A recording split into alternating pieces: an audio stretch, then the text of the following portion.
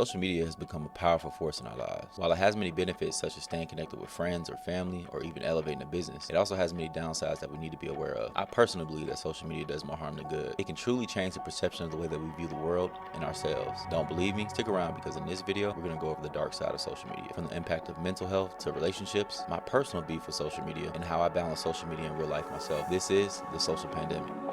Tonight here, a warning about Facebook and what some believe it's doing to kids.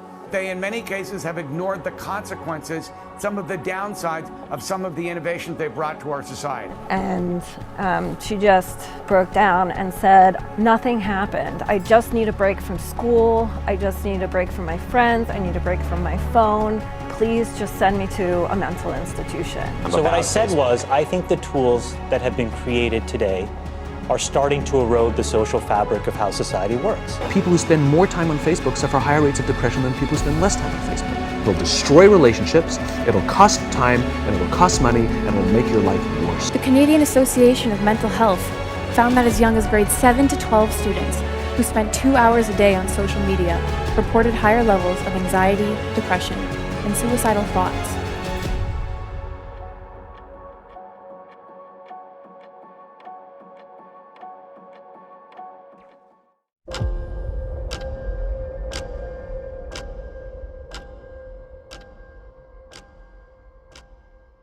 Since the boom of social media in the early 2000s, it has taken over our lives. It has allowed us to connect with people globally, allowing businesses to scale to new heights, and even open up a lot of doors and opportunities for people to make a living for themselves. Social media was the best thing ever, until we started to get some insight on how it was leaving an impact on our society for adults and the younger generation coming up after us. Did you know that 90% of 18-year-olds to 29-year-olds spend an average of 2 hours a day on social media? Anything that you use or do for that long in a day will inevitably shape and develop you, either in a good way or a bad way. Here are 9 different ways that social media is affecting society in a negative way. Comparison. We constantly compare ourselves to other people, whether you like to admit it or not, and comparison is the thief of all joy. Galatians 6:4. Pay careful attention to your own work, for then you will get the satisfaction of a job well done, and you won't need to compare yourselves to anyone else. See, similar to sports, your highlight reel shows your best plays and your best moments. Social media is everybody's highlight reel. We show off our wins, when we look great, spending time with friends or family, taking trips, all the high points of life. Social media lets you see the carefully selected best parts of everyone's lives. Meanwhile, you compare their high points to the negative ones in your life that only you can see. Comparing yourself to others is a sure path to anxiety and depression, and social media has made that so much easier to do. In fact,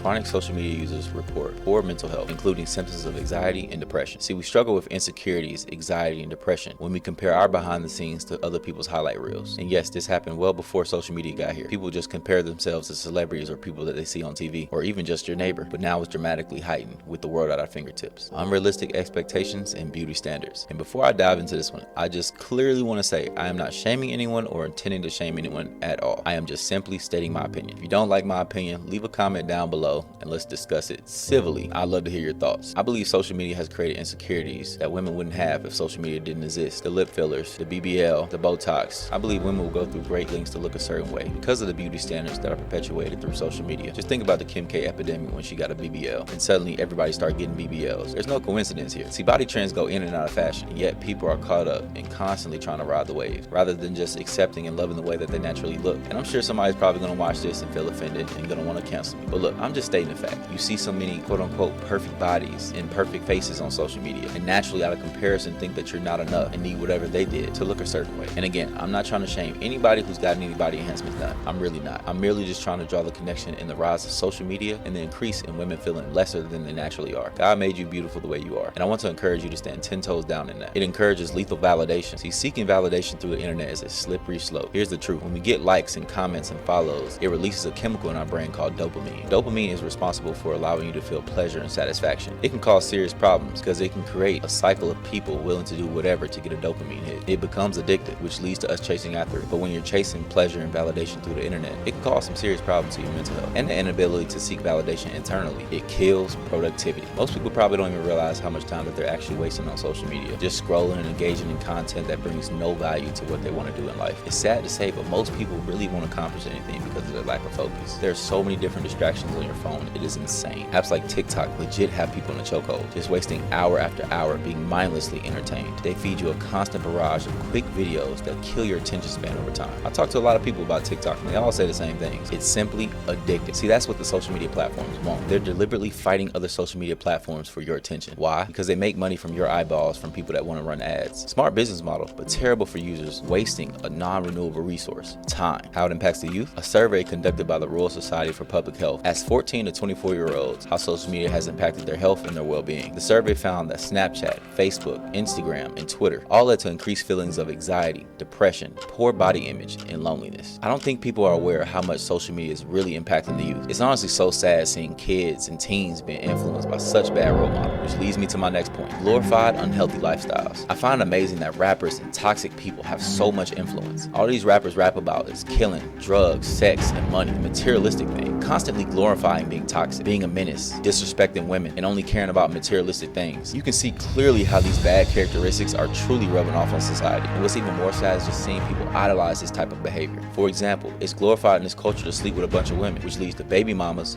fatherless homes, and broken families. But that can be an entire video on its own coming soon. Prioritizing the wrong things. Everybody wants to be an influencer nowadays. Did you know that 86% of young Americans want to be an influencer? This is why we prioritize how we look on social media rather than how we're living in the present. We care more about buying the Gucci and the Dior to look a certain way on Instagram, but don't even own any investments that's going to put any money in our pocket. We prioritize looking like we got motion. But the truth is, most of us really don't care. We're way too comfortable just looking the part rather than being the part. Comfortability kills goals and dreams. Inflated confidence. We live in a society now where you're valued by how many followers you have and how popular you are on social media, which leads to people feeling entitled, feeling like they're him or her, which leads to the lacking of humility. It gives the perception that you have a plethora of options when it comes to relationships. We don't take people seriously because we have a bunch of options in our DMs or following us. The irony here though is the more options that you have, the less depth and connection that you have because the interactions become surface level. This leads to actually no one pouring into getting to know each other on a deeper level. How it affects relationships. Lust versus love. See, don't confuse lust with love. See, there's a lack of true depth in relationships nowadays because people are being pursued out of lust rather than building a true connection. Social media provides a channel for this quick hit style of interaction. Women are not being taken seriously because they're being pursued lustfully. We live in a culture where it's glorified to show as much skin as possible. And while they might not have the intentions of hypersexualizing themselves, the reality is more often than not, that's how men are going to perceive it. Please don't confuse lust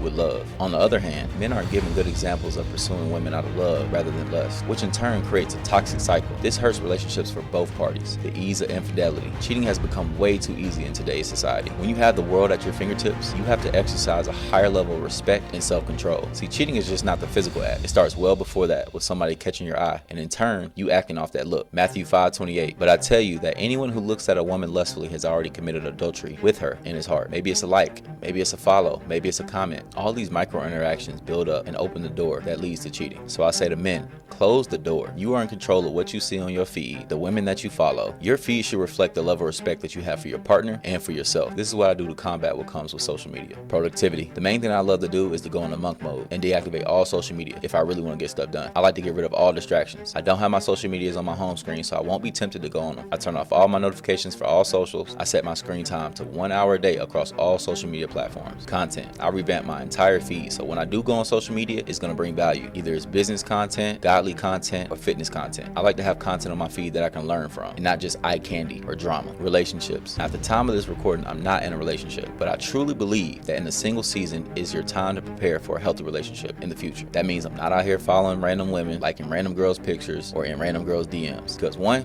it's a waste of my time. 2, how can I take somebody serious if I'm talking to a whole bunch of women? And 3, did I mention it's a waste of my time? I truly believe that you have to prepare to become a husband well before you get a wife. I do not think that you could be out here in everybody's DMs talking to multiple different women, then all of a sudden hit a switch and be the husband that you need to be or the man that you need to be. I don't believe it happens that way. But hey, I don't know everything. I'm just telling you what I do personally. I truly believe in the single season that you have to prepare to be in a healthy relationship in the future. It starts now while you have no one. For all my men watching this, if you truly want a wife, you truly want to put the childish stuff down while you're single now, prepare for her in the future. Now, I'm not saying that you have to copy everything that I do, but I'm just saying this is what I do that brings me the most peace. And again, I hope I did not offend anybody or anything like that. I literally just want to bring awareness to what social media is doing and why I personally just don't like it. I hope that you found this video helpful, informational, or whatever else. Please like, subscribe, comment, hit the bell notification to get notified when I upload videos. As always, thanks for watching. Peace and love.